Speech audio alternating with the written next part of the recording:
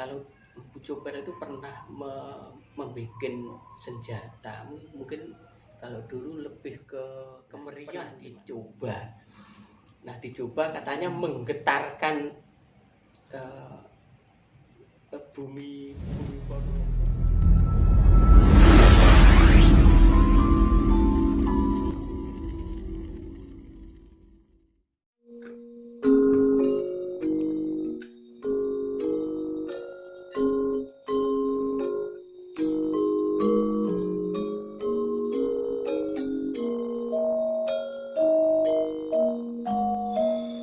Kabupaten Ponorogo di abad ke-18 dan di awal abad ke-19.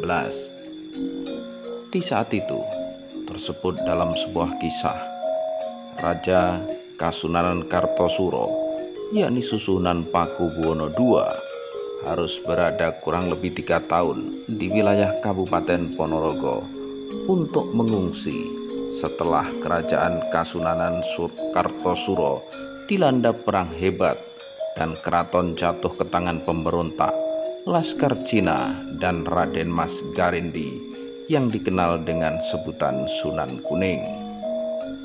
Ya, keberadaan Sinuwun Pakubuwono II di Ponorogo yang sekian tahun ternyata juga membawa beberapa dampak, di antaranya bermunculannya beberapa empu ahli pembuat senjata, pembuat keris di wilayah Kabupaten Ponorogo. Salah satunya adalah seorang empu pembuat senjata yang kemudian menetap tinggal di wilayah Desa Coper, Kecamatan Jedes, Kabupaten Ponorogo sekarang. Tak banyak yang mengetahui siapa nama asli dari beliau ini. Akan tetapi beliau ini lebih dikenal dengan sebutan Empu Coper. Ya, Empu Coper pada masanya adalah seorang ahli pembuat senjata yang mempunyai kelebihan dibandingkan empu-empu yang lainnya. Salah satu kelebihannya adalah daya kreativitas dan imajinasinya yang tinggi, sehingga di saat para empu-empu lain konsentrasi membuat keris, pedang maupun tombak, Empu Coper justru melakukan eksperimen dan menghasilkan sebuah senjata yang di kemudian hari dikenal sebagai meriam. Ya, meriam buatan Empu Coper tersebut pada saat itu pernah diuji coba dan gelegar suaranya konon sampai mengguncang wilayah Ponorogo. Hal itu tentu saja membuat kaget kedudukan pasukan Belanda yang pada saat itu bermarkas di sekitar wilayah Desa Kutuwetan, Kecamatan Jedes, Kabupaten Ponorogo. Komandan pasukan Belanda pun kemudian memerintahkan para prajuritnya atau pasukannya untuk mendatangi kediaman Empu Coper di Desa Coper, Jedes, Ponorogo. Akan tetapi karena tingkat kewaspadaan yang tinggi, senjata meriam tersebut oleh Empu Coper lebih dahulu disembunyikan. Walhasil, kedatangan pasukan Belanda untuk memeriksa kediaman Empu Coper hanya menuai tangan hampa. Di samping satu kelebihan membuat meriam, Empu Coper sama juga dengan empu-empu yang lain juga terkenal piawai membuat senjata keris. Salah satu ciri dari keris buatan Empu Coper adalah bilahnya atau wilahnya atau batang pusakanya yang selalu nampak basah. Tentu ada teknik khusus untuk membuat kondisi seperti ini. Ya, dan tentu saja nanti biarlah para pecinta tosan aji maupun para ahli-ahli pusaka, ahli keris yang lebih dalam menganalisa, kemudian menyajikannya dalam bentuk informasi untuk dapat kita ketahui bersama.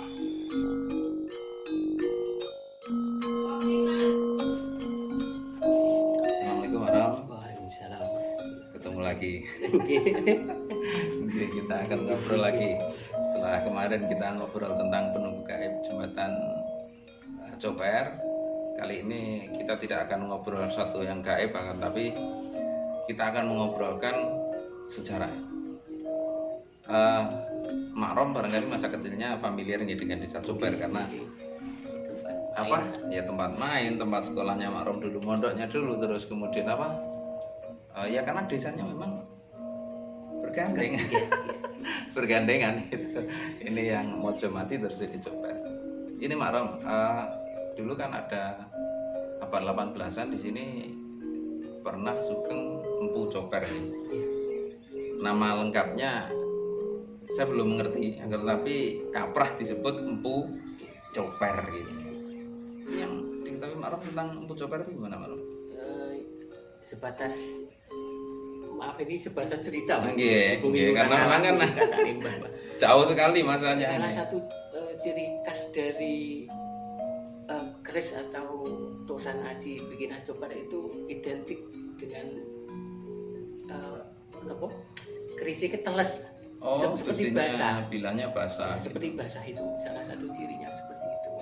Dan lagi katanya juga Empu Coper yang sampai sekarang mungkin asmani sopo jelasnya siapa itu kan masih belum ada penjelasan yang akurat. Itu memang punya kemampuan yang lebih lah. Mungkin kalau bahasa sekarang sering eksperimen atau macam. Kreatif ya kan. Mbah Kung dulu pernah cerita kalau Empu Coper itu pernah membuat senjata, mungkin kalau dulu lebih ke meriam mungkin Mas. Ke meriam.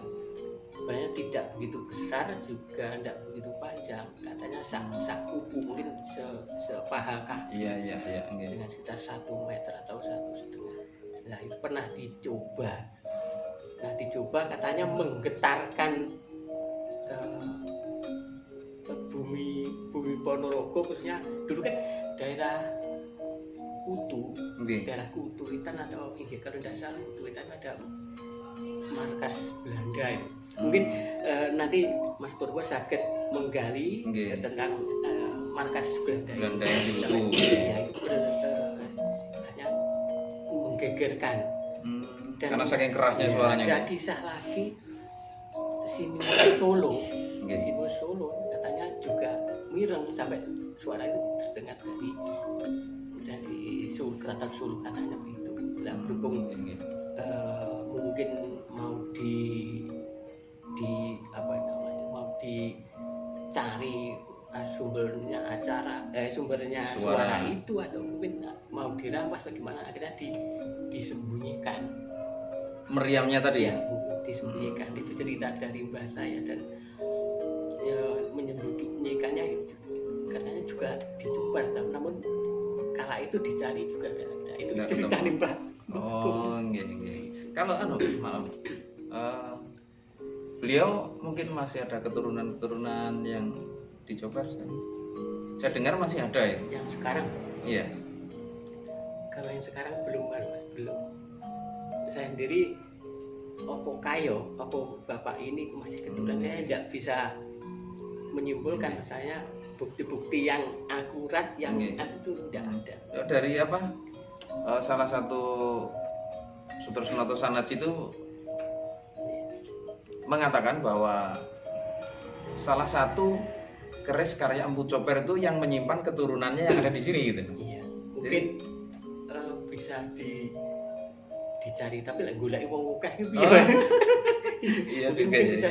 Tapi saya juga pernah tahu memang itu basah.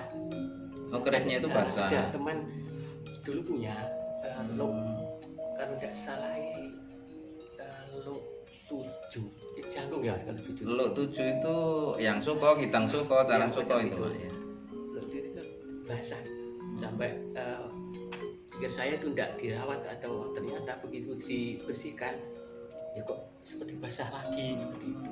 Dan konon keris Lok 7 itu memang khas Ponorogo itu. Kalau itu belum ada. Jadi sangat masuk akal ketika Empu Coper salah satu karya beliau memang. Dan sumur pandian itu kemungkinan masih ada sekarang. Masih ada ya, Maya? Entah itu ditutup mergo sumur lawas kan, Nggih. sumur lama itu kemungkinan masih ada. Sumur pandian itu sumur untuk ngambil air terus nggo nyeluk ke Iya, iya. mesti apa? Bahan wilah keris yang sedang ditempa di pandi itu kan dimasuknya kentongan semacam itu ya Pak ya. Gitu. Itu ancar-ancarnya di mana itu Pak? Kapan hari mungkin bisa kita lihat Bisa, di ini? insya Allah itu ada pohon kuno Mas. Dari dulu itu saya tahu yo sak kuno ae. Begitu. Jadi batasnya itu di batas karangan orang dulu masih ingat. Coper nggih, di Coper nggih. Coper itu sekitar tidak ada 500 meter dari sini ada itu. Oh, dekat juga berarti. Dekat. Katanya tempatnya Empu Coper itu di situ. Pesalannya di situ. Mungkin lagi opo eneng yang mengatakan Gonlio atau tempat lain itu kita kurang tahu, tapi sebatas cerita dari mbah saya di situ. Saya tidak berjanji akan tetapi insya Allah kapan hari kalau waktunya kita sudah pas enak itu sama Mak Rom kita coba melakukan deteksi metafisika ya Mak. Ya bisa. Biar sedikit banyak ada informasi tentang posisi tepat dari Suwargi Empu Coper. Karena apapun beliau adalah salah satu sosok legendaris yang ikut mewarnai percaturan sejarah di Bumi Ponorogo. Salah satunya adalah karya-karya beliau di bidang Tosanaji. Terkeris bahkan seperti yang diceritakan Mak Rom dari eyangnya tadi bahwa Empu Coper ternyata juga bisa membuat meriam. Jadi pada waktu itu beliau sudah bisa dibilang merupakan seorang ahli senjata yang memang betul-betul ahli gitu loh. Sampai bisa membuat meriam itu kalau tidak ahli pada tahun 1700-an menjelang 1800-an nonsen. Artinya beliau memang sosok yang hebat dan luar biasa. Ini yang masih belum terungkap, ini yang masih belum banyak diketahui oleh generasi muda Ponorogo, warga Ponorogo, atau bahkan warga Coper sendiri yang merupakan bisa dibilang orang-orang terdekat dari beliau. Dan mungkin juga orang Coper sendiri andaikan menyimpan keris atau apa karya mungkin, beliau mungkin juga belum tahu. Tidak tahu kalau itu karya beliau. Matur nuwun Mak Rom, matur nuwun, ini luar biasa informasinya. Sekali lagi insya Allah kita tidak berjanji akan tapi akan berusaha mencoba melacak jejak Empu Coper sekaligus juga melakukan deteksi metafisika agar bisa sedikit banyak meskipun belum pasti ada gambaran beliau dulu di sini, beliau dulu membuat keris dan senjata yang lainnya di sini. Matur nuwun sudah menyimak video ini, semoga bermanfaat, semoga menambah wawasan kita semuanya. Assalamualaikum warahmatullahi wabarakatuh. Salam